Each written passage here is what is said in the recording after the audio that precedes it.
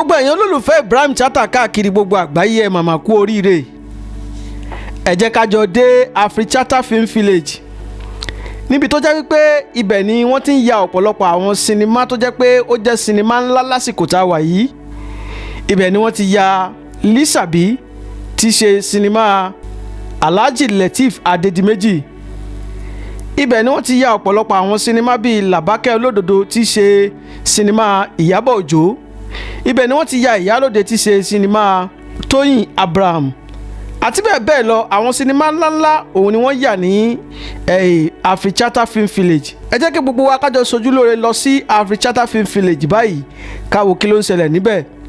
Nígbà tí a kọ́kọ́ dọ̀hún, Ibrahim Chatta Òjòjà ọmọ Tápà Léǹpé àwọn ni wọ́n kọ́kọ́ kí wa káàbọ̀.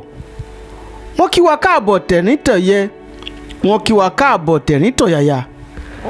Wọ́n kọ́kọ́ gba àwọn ìbejì tá a gbé lọ́wọ́, wọ́n gbé wọn sẹ́sẹ̀, wọ́n sì bẹ̀rẹ̀ sí ní kí wọ́n ní oríkì Ìjẹ̀ṣà.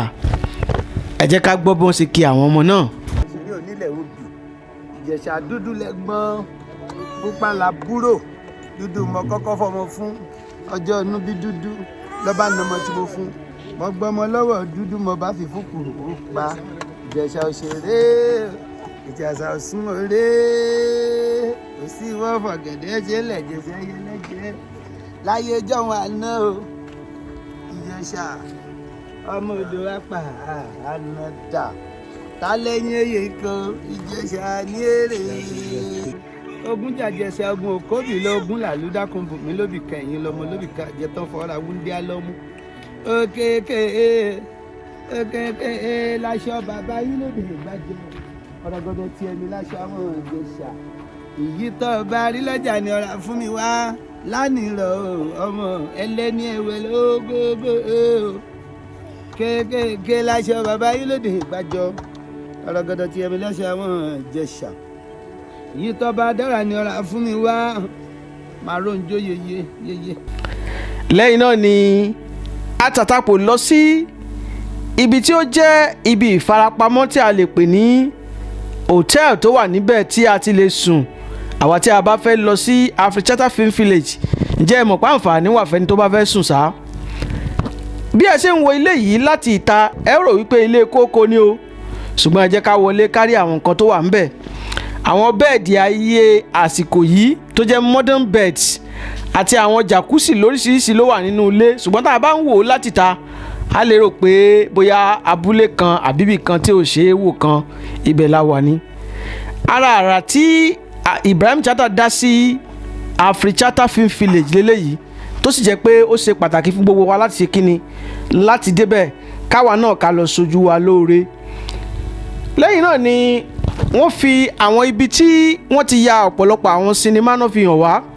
Arákùnrin tí à ń tẹ̀lé yìí òun ni olùtọ́nà wa tó ń fi oríṣiríṣi àwọn nǹkan hàn wá wípé ibi iná ti ya scene báyìí báyìí, ibi iná ti ya scene báyìí báyìí. Ẹ rí wípé ibẹ̀ là ń wò yìí, ibi tó ti ya àwọn sinimá yìí ibẹ̀ là ń wò yìí. Àwọn tó bá sì ti wo sinimá yìí láàrin wa ó ti mọ̀ wípé tàbí ṣùgbọ́n ò sí ń bẹ̀. Ibi tá a wà yìí ibẹ̀ ni wọ́n ti ya àwọn sinimá náà. Lẹ́yìn náà jẹ́ Àtàtàpò ká lọ síbi tí wọ́n kó àwọn ẹṣin wọn sí. Kábíyèsí Olódùmarè. Lọ́jọ́ tá a lọ yìí oríṣiríṣi nǹkan ni alàgbà Ibrahim Chatta sọ fún wa wípé ẹṣin àwọn tó ti kú yóò ti fẹ́ tó 40 tàbí kó ti lé lógójì. Ẹṣin wọn tó ti kú ti lé ní 40. Kí ló ń pa àwọn ẹṣin yìí? Ṣé mọ̀ wípé ẹ̀dá ni gbogbo wa pátápátá, ṣùgbọ́n bó tilẹ̀ ò kó rí a máa dùnyàn nígbà tí èèyàn bá gbèrú nǹkan báyìí kalẹ̀ tí ó wá ń tírú nǹkan báyìí wá ń ṣẹlẹ̀. A súre pé Olódùmarè yóò bá wa dí fún wọn lọ́nà kọ̀nà. Àwọn ẹṣin wọ̀nyí ẹ rí pé wọ́n dùn wò wọ́n sì dángájíá. Lẹ́yìn náà ni a lọ sí ọjà níbi tí wọ́n ti ya ọjà nínú sinimá Lisabi. Tá a bá wò dáadáa ó rí pé ọjà ní nínú sinimá Lisabi apá kìíní apá kejì. A ó rí pé ọjà lélẹ́yìí ibi tí wọ́n ti máa ń ya ọjà lélẹ́yìí o nínú sinimá Lisabi. Lẹ́yìn náà la tàtàpò sí ìsàlẹ̀ níbi tí ó jẹ́ pé ibẹ̀ lóríṣiríṣi nǹkan wà tí wọ́n ń lò fún sinimá. Àwọn ilé tí wọ́n kọ́ gẹ́gẹ́ bí ilé àtijọ́ tí wọ́n ń lò nínú àwọn sinimá Yorùbá tí wọ́n yà ní AfriChatta Film Village. Lẹ́yìn náà ni a tàtàpò sí Tápà Village níbi tí wọ́n kọ́. Alàgbà Ibrahim Chatta ṣàlàyé wípé ibi tí àwọn pè ní Tápà Village yìí àwọn ò fẹ́ gbàgbé orírun àwọn ni àwọn fi kọ́ àwọn ilé yìí tó dàbí ilé ayé àtijọ́ ní ilẹ̀ tápà. Bá a ṣe wá ń sọ̀rọ̀ yìí o, bí èèyàn bá fẹ́ ṣe sinimá Yorùbá tàbí sinimá Ìgbò, kódà kó jẹ́ sinimá Haúsá tó fẹ́ yà á, ó láǹfààní láti lọ sí Africhata Film Village, nítorí pé oríṣiríṣi ilé ni wọ́n ti ní, oríṣiríṣi ilé ni wọ́n ti kọ́ tó jẹ́ pé wọ́n lè lò fún sinimá ní Africhata Film Village.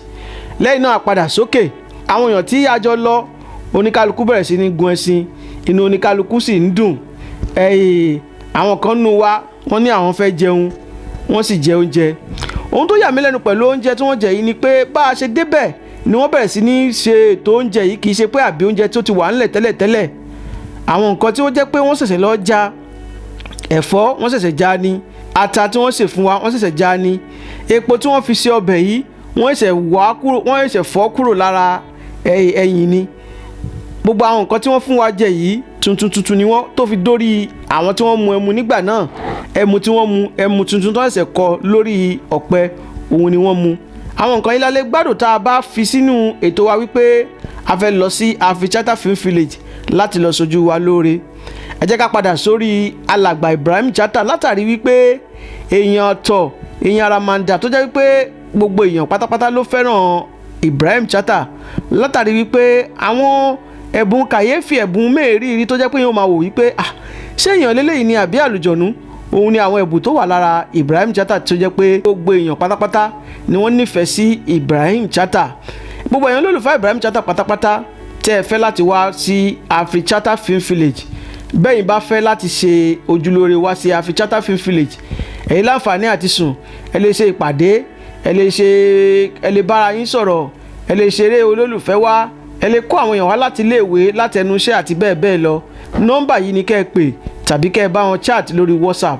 Gbogbo ẹni tí ó bá nífẹ̀ẹ́ láti ṣeré lọ sí Africhata Film Village, èyí tó jẹ́ ọgbàlá ńlá tí wọ́n kọ́ fún yíya sinimá Ìgbò, sinimá Yorùbá, sinimá ẹ̀yà Ìgbò àti sinimá Haúsá. Kò sí àrà tẹ́ ẹ fẹ́ fi sinimá dá tẹ́ ò lè rí dá ní Africhata Film Village. Gbogbo èèyàn olólùfẹ́ Ibrahim Chatta pátápátá, ẹ má ṣàlàyé bá wa pín fídíò yìí káàkiri, kẹ́ ẹ share rẹ̀. Ẹ bá mi subscribe sórí YouTube channel mi o, ẹ má gbàgbé ọ̀fẹ́ ni o, kò bá owó dé rárá, gẹ́gẹ́ bẹ́ẹ̀ ṣe mọ̀ pé ọ̀fẹ́ ni ẹ subscribe. Ẹ ṣé o, tí ìgbà míì tá a fi máa pàdé, àràmàǹdà ni o, ó dàbọ̀ o. Ẹ kú dédé àsìkò yìí o, gbogbo èèyàn olólùfẹ́ Àyìndé Aláṣọ Òkè. A dúpẹ́ lọ́wọ́ ẹ̀yin tí ẹ ti bá wa ra ọjà láti ọjọ́ ìwá. Lágbára lọ́wọ́ Ọlọ́run, iná ò ní tán owó yín. Dáadáa ni a ó máa rí ara bára wa ṣe. Ní báyìí, bóyá ẹ fẹ́ aṣọ òfì, bóyá ẹ fẹ́ fi ṣe ìgbéyàwó, ìkómọjáde, òkú àgbà, ìsílé àti bẹ́ẹ̀ bẹ́ẹ̀ lọ, ẹ láǹfààní láti kàn sí Àyìndé Aláṣọ Òkè fún aṣọ òfì yín. Kò sí irú aṣọ yòówù tí ẹ bá fẹ́ tí a ò lè bá yín hun. Kò sí ibi yòówù tí ẹ wà tí a ò lè fi aṣọ yín ránṣẹ́ sí yín. Ẹ má gbàgbé o, gẹ́gẹ́ bí àlàyé àti òfin iléeṣẹ́ wa wípé àwa kì í bá kọ́sítọ́mà san owó delivery o. Kódà kó ṣe pé bọ́ńdù kan ni ẹ bá rà lọ́wọ́ wa, fúnra yín lẹ́san owó delivery yín. Àǹfààní sì wà nítorí pé ilẹ̀kùn iléeṣẹ́ wa ṣí sílẹ̀ fún ẹnikẹ́ni tó bá fẹ́ wá wo bí a ṣe ń ṣiṣẹ́, tàbí ẹnikẹ́ni tó bá fẹ́ láti wá ṣe ohun tí àwọn Haúsá ń pè ní Ganiya Fiji, ìròyìn òtá fojúbà. Fún àwọn tí a bá fẹ́ kàn sí mi, ẹ̀rọ ìbánisọ̀rọ̀ mi, òun lẹ̀ ń wò yẹn o. A máa retí yín o, ire la máa bára wa ṣe. Ó dìgbà.